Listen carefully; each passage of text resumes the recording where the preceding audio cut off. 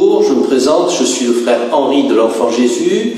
Je vais vous parler cette année de Saint Jean de la Croix, docteur de l'Église, sa vie, son message, ses œuvres. C'est un cours d'introduction à ce grand docteur de l'Église qui fait suite à l'année que vous avez passée avec Thérèse d'Avila.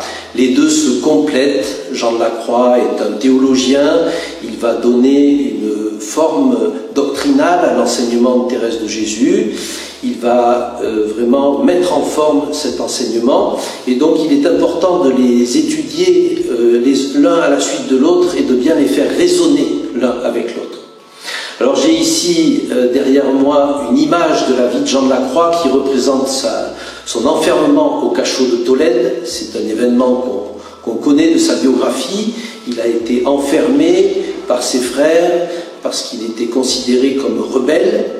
Et il est resté 9 mois dans ce cachot, et il dira que c'est là qu'il a reçu les plus grandes grâces de sa vie. Anne, ma fille, dira-t-il à Anne de Jésus, une seule des grâces que Dieu m'a faites dans ce cachot ne peut se payer avec moins que plusieurs années de cachot. Donc ce que Jean de la Croix a expérimenté là, c'est le mystère pascal. Comment, dans les ténèbres, dans le délaissement, jaillit la lumière du ressuscité.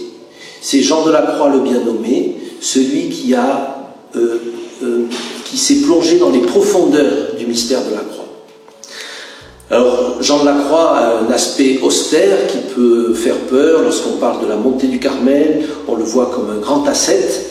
Et de fait, ses contemporains étaient impressionnés par l'austérité de sa vie. Mais ses frères disaient que lorsqu'on avait vécu avec lui, on l'aurait suivi jusqu'aux Indes.